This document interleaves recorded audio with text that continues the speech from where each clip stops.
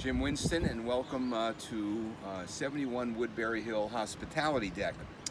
And I recently did a tasting of wines that are produced in Veneto, Valpolicella. And typically producers make three levels of wine. First, what you have to know is that Valpolicella is not a varietal, not a grape, but it is a wine that is produced of a blend. Corvina is the most important of the grapes, and then there is also Rondinella and Molinara. Those are the three main, and there are a few others as well. And the base Valpolicella is perhaps one of my favorite, what I call comfort food wines, right alongside of Côte de Rhône.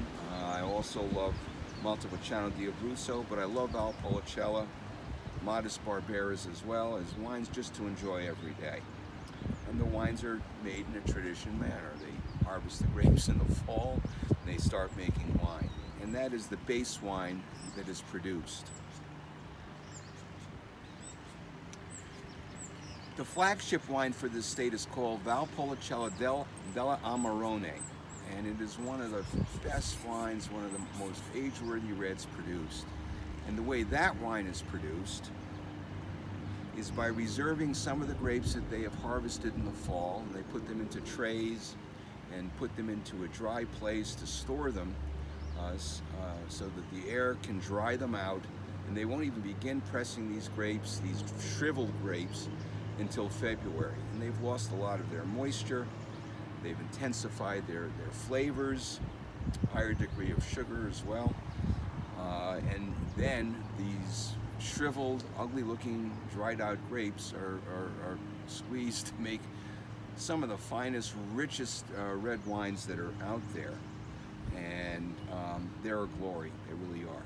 But there's a third level that is also produced, sort of mid-level, that is called Ripasso. And that's the wine that's in my glass here.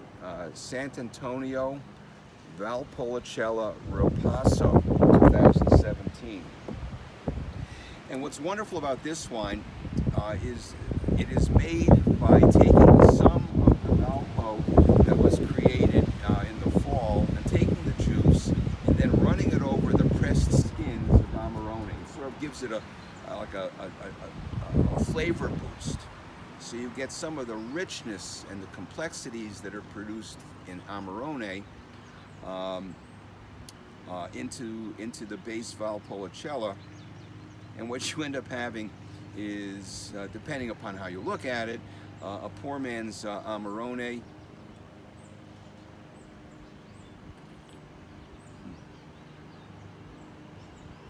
Delicious. Or sometimes what we would call a 70-30 wine. 70% of the wine at 30% of the cost. Oh, is this delicious. So we looked at all three levels of several producers, and this particular wine fared the best of our four producers that we featured. It's delicious. There's a wonderful depth, not only to the color, deep scent, beautiful volume on palate. You know you're drinking a beautiful red wine.